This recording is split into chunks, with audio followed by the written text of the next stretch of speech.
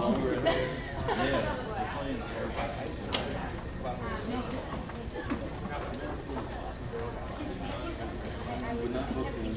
those are a lot of made just a lot better for Bonobo.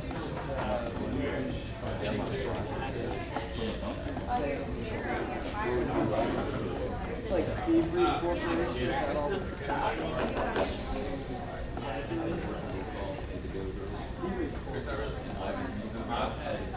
it's a lot.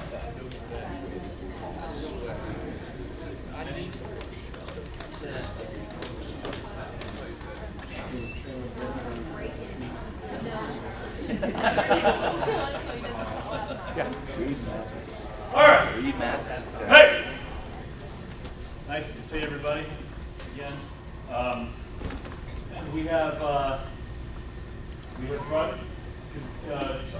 persuaded Gary to join us here to speak in a little more depth about some issues pertinent to management and the biz.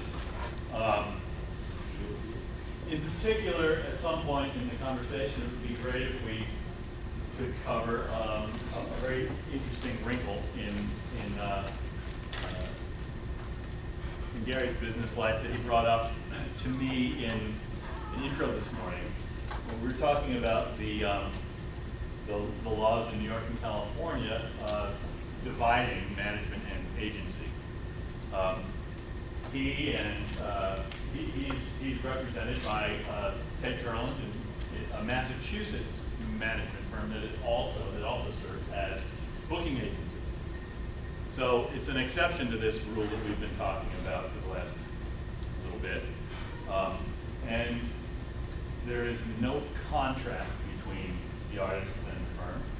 What the firm manages and books for live performance its artists. Pat Metheny, Gary, and many others. Want to speak a little bit about that? Sure. The particular. It seems to work especially well for artists at the level of typical jazz artists, where conflicts of interest occur or when huge mega deals are being made. In fact, as I mentioned this morning, the reason the California and New York have this law against it is because of the movie business, where people were being taken advantage of because of both sides of the deal were being made by the same person. And you want to certainly be aware of that. But Ted's office is not the only one that I'm aware of.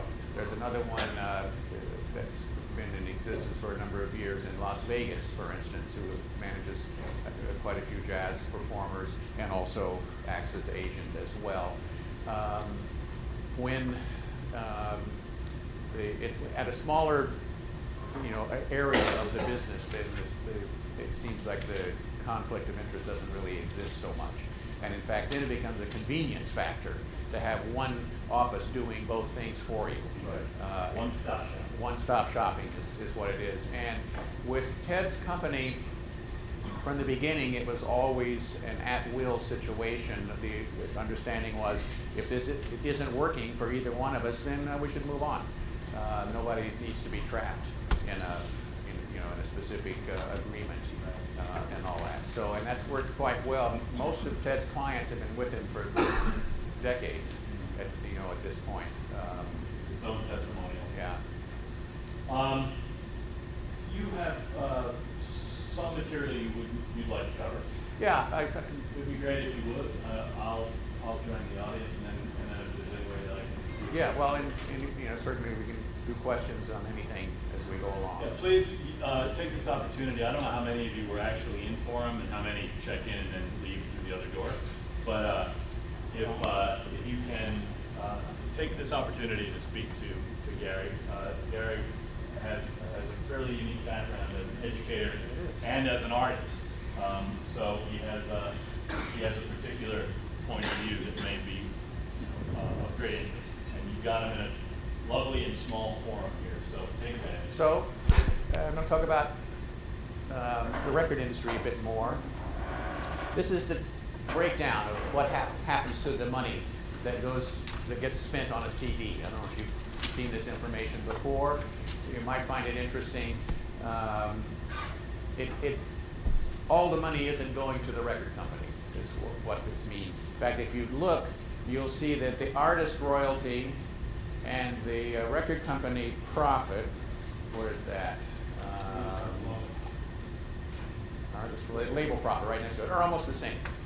You could say that, you know, we're sort of splitting the money that's left over after all the expenses of making the CD. And of course, from one CD to the next, these figures are different. This is an average of what happens with a typical breakdown. I mean, that's the label's profit, but the label has to spend this amount of money on operations, you know, providing publicity and operating the company. That's the profit they have left over, just as this is the profit we get to make on the record and so on. So I found that interesting myself. Now let's see. I mentioned this in the meeting we just had. These are the basic things that a record company provides to an artist, and why it's so important to have a record company, because it provides, if nothing else, credibility when you go looking for work as a performer. Classically, they provide the money up front to make the record. They loan it to you. If the budget for the record is $100,000, they give you the $100,000. You make the record using the $100,000, and then you pay it back over the years to come as the records earn royalties. And of course, that's a non-refundable amount of money, which means if you don't make enough royalties to pay it back, you don't have to. And in many cases, you know, it never gets paid off. The company still makes money, however. We'll look at how that works in a minute. They provide distribution through a network of stores. There's a shrinking number at this point, but it's worldwide. You know, the only way I can sell my record in Europe and Japan and other places is to be with a record company. I can't do it myself. They provide promotion. They spend a lot of money on radio, newspapers, magazines, websites, and so on.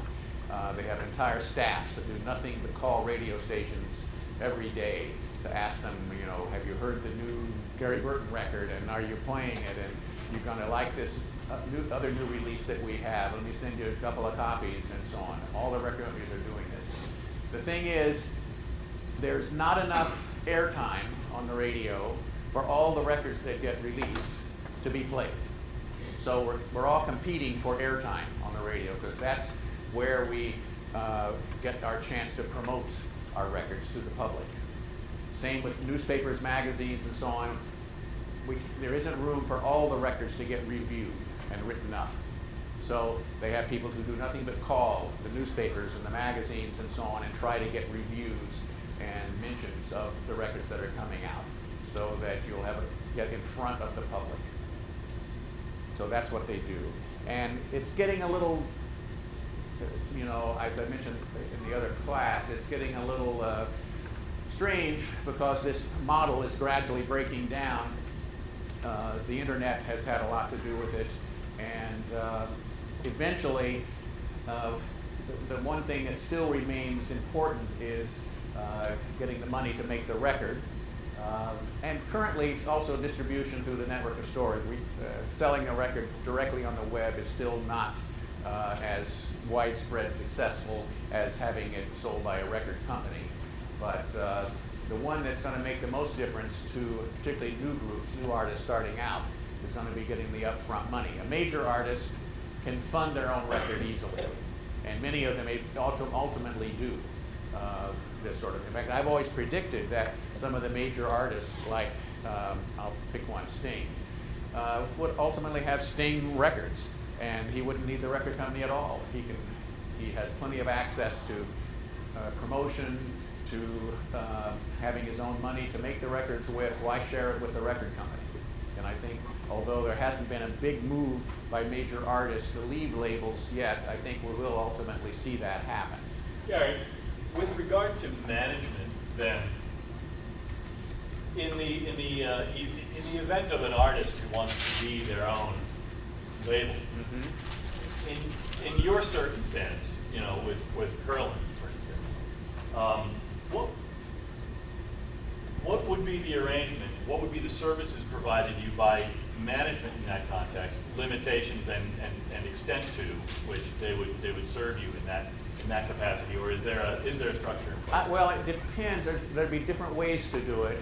I know one artist who did start his own label and ultimately stopped it after a decade. That's Chick Corea. Right. And typically what you do now is if you want to have your own label, you arrange just a distribution deal with an established record company, but you take on all the costs and marketing, costs of production, and so on yourself. Right. And in his case, he hired someone additionally in his management company to kind of focus on taking care of the label needs. I see. For him. So in that case, he salaried someone, or did Right. or His management just added another person to the office to handle it, just like they also had somebody who handled his publishing. So he didn't salary them. The management company assigned somebody to that area. It was his personal manager who only was the manager for Chick. Right. He has never had a management company. Right. He's always just had a guy who was full-time his manager. I see. And the staff expands depending on how much work has to be done. He gave up having the label after about a decade, as I said. It turned out he wasn't making more money at it after all, and it was a lot more work. Sure. So they kind of let it go. Sure. You know, obviously, I'm somewhat fascinated by the management model, and since this is a music management class, I just want to keep prodding you about that and ask you bits and pieces about that. With no agreement, have you seen that ever go bad? Has there ever been, to your knowledge, a time when an artist and the company parted ways and Well, I've seen them part ways because they no longer could work together well, and they eventually just say, "Okay, I'm out of here." And, okay, well, we should go our separate ways. The problems come, frankly, when you have a contract and you can't work together, and then you're stuck with this contract. And in fact, I'll give you an example that turned very bad. When I worked for Stan Getz back in the early days of my career, he had signed a management contract with a fellow named, I won't give his name, he's probably dead by now anyway, but a guy who was managed other jazz performers. He'd started a record label as well, this guy. And he signed a management contract with Stan. Within the first year, they weren't getting along, and so they parted ways, called it off. Years later, after Stan had a hit record, The Girl from Ipanema, big selling record for a jazz artist, suddenly here's this guy suing him for 10% of everything he had earned during all these years in between because he had this contract. Right. And at first, the Getzes felt like, well, this guy can't possibly win in court. I mean, he didn't do anything in the last 8 years, but wait in the woodwork. Nobody's going to feel that this guy deserves the money. But when it got toward the end of the trial, it was obvious that the judge was going to honor the contract, and they had to make a settlement, which cost them a big pile of money. So in my opinion, if you don't need a contract, there's no way it can bite you if something goes wrong.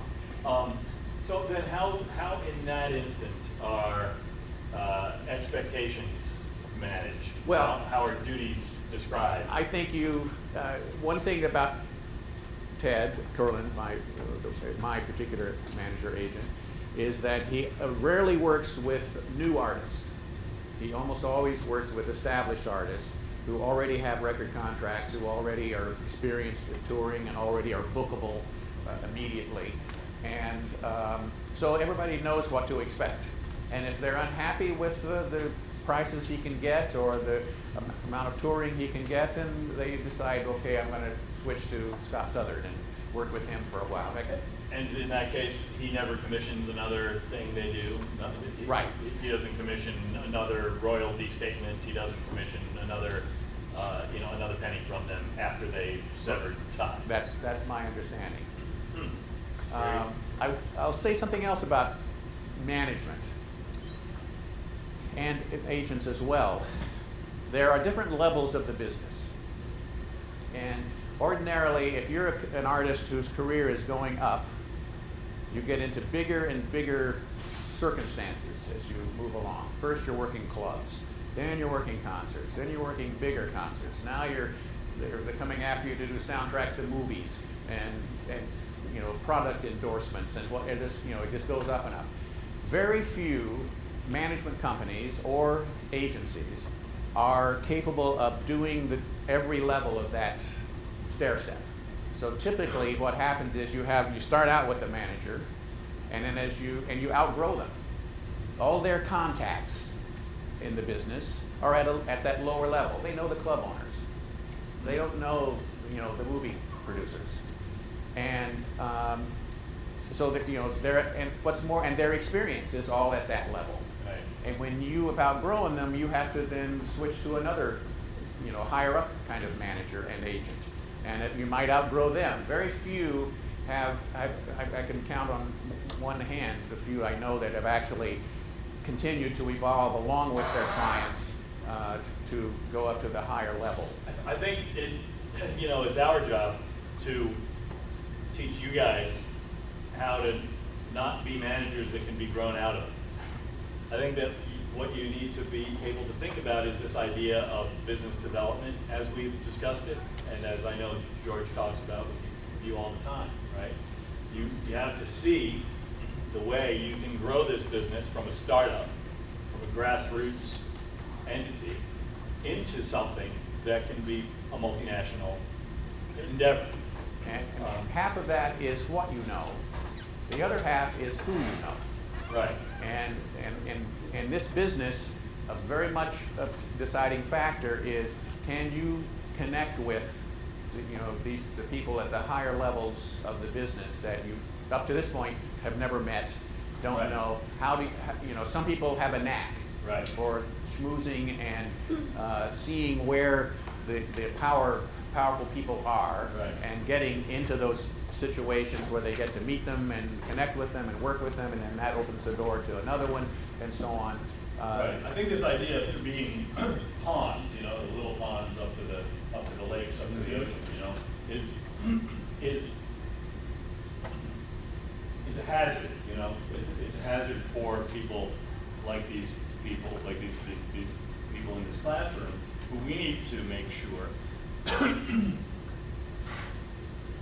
know how to truly develop that business, how to lay the groundwork for such time as the artist they're working with jumps up to that next level. What are the practices and processes you need to engage in at that time to be able to not be grown out of? What are you going to do? You should be able to see this coming. You should be able to see that you're fielding new kinds of phone calls. You're seeing new kinds of relationships being formed. And will you need to adapt rapidly? Yeah, you'll need to adapt rapidly. Would a founder of a small startup need to adapt rapidly when he achieves some kind of runaway success? Some sort of momentum has actually been established and it's starting to scale? Well, yeah, and I think that, and I hope George agrees, that it needs to be, you need to have in your plan scalability. What are you going to do to scale it up should you be blessed with the good fortune of needing to scale it up? How do you not end up like, Broadway Danny Rose, being grown out of? What are you going to do about that, And the thing is, if you can anticipate what the next stage should be for your artist, as opposed to waiting for the artist to get restless and come in and tell you one day, you know, I don't think it's working anymore. You know, I've been talking to some other people who seem to be, you know, able to do bigger things for me. Yeah. You want to anticipate and be ahead of that and say, okay, I can see the next level this artist needs to go to is this one, and I need to set it up for them. Yeah. Make those contacts so I can come back to them and say, hey, here's the next idea for you. Yeah. If you wait until they start feeling restless and want to do it, it's too late. Well, and I think also to that end, you know, when we talk about biz dev, we're talking about the idea that, you know, say you manage a singer-songwriter who seems to have a knack for chord composition or orchestration.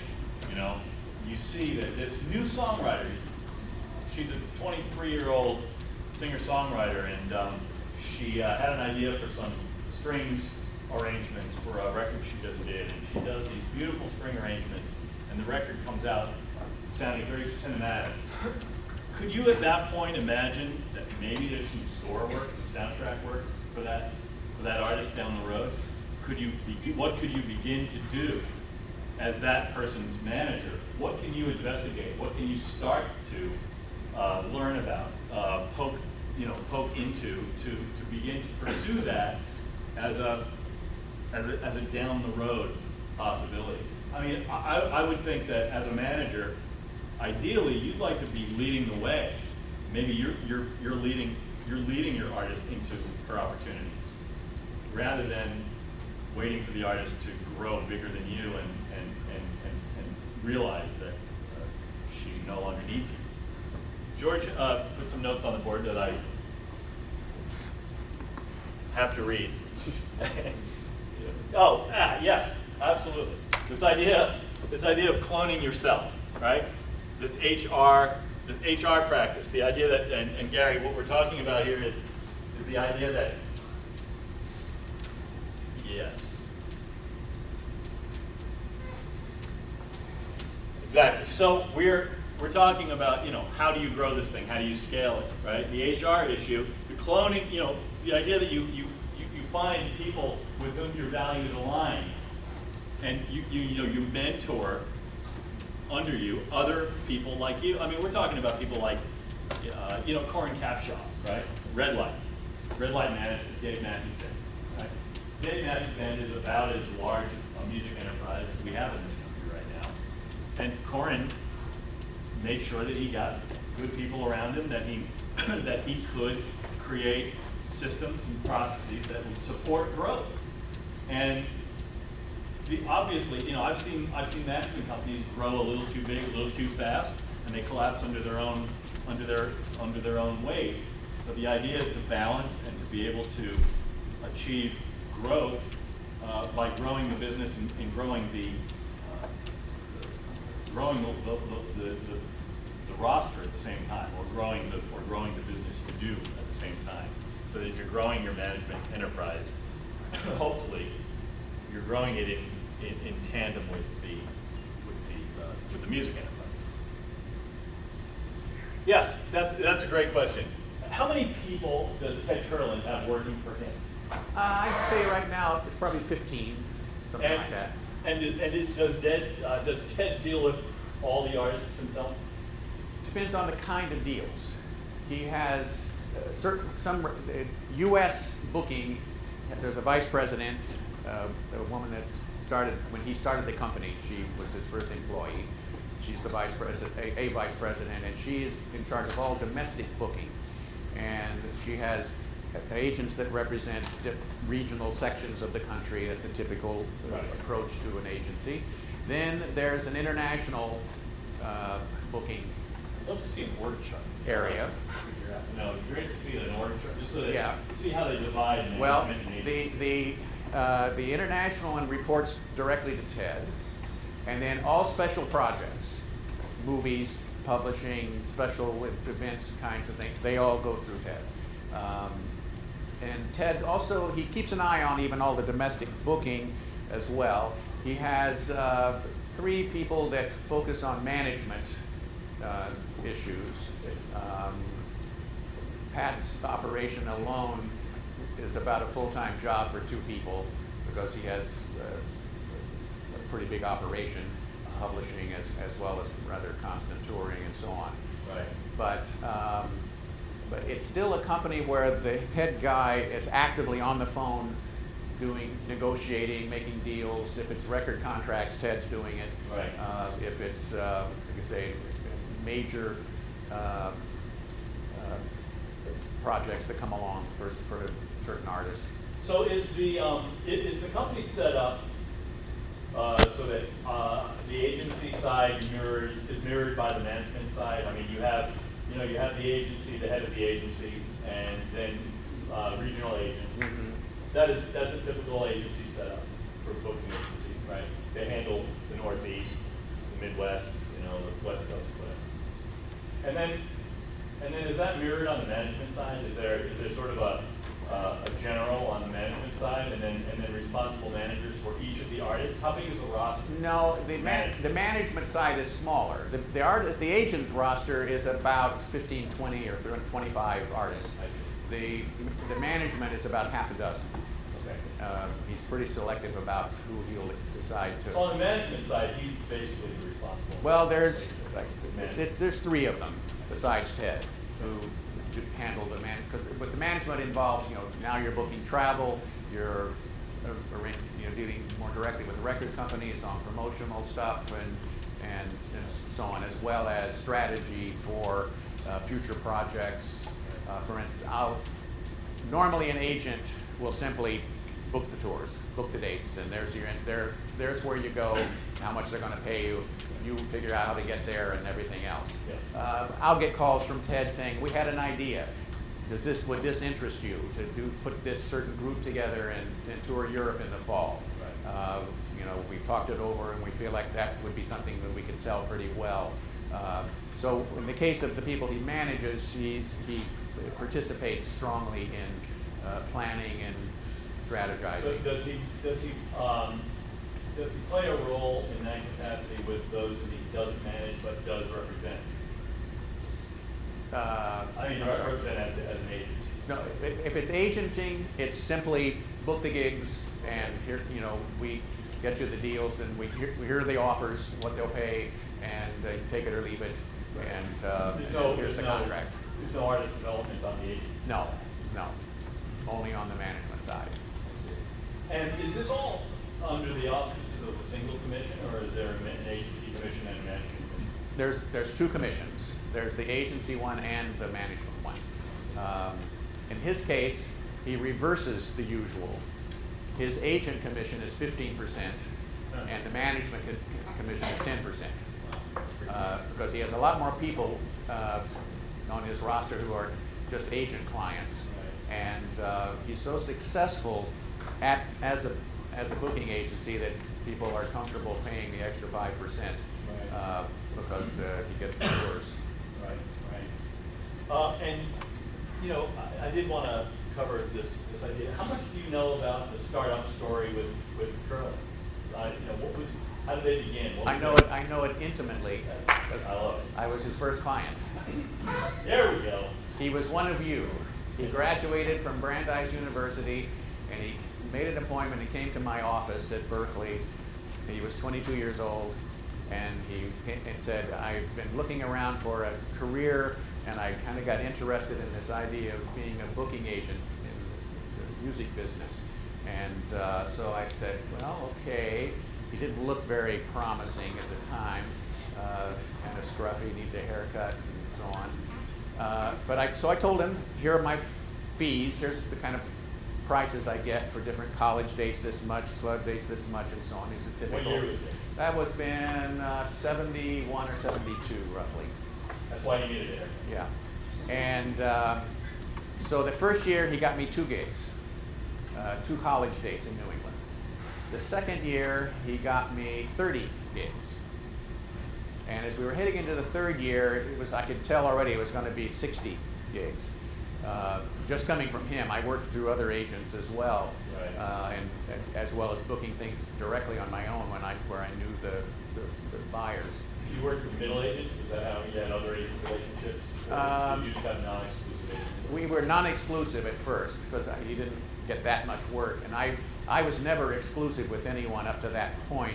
I had always worked with 3 or 4 different agents. One that was good for colleges, another one that was good for, I did most club booking myself because I knew all the club owners, so I didn't need an agent for that, and so on. And foreign tours, I had a guy in Japan, and then George Ween did Europe for me, and so on.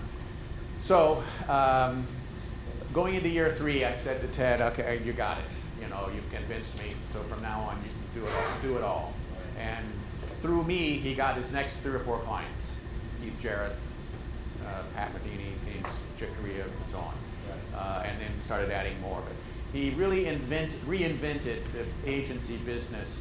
Up to that point, in the jazz field anyway, it was simply waiting by the phone for someone to call and say, we understand you booked somebody, we have a gig, we'd like you to, you know, we'd like to see if we can get them.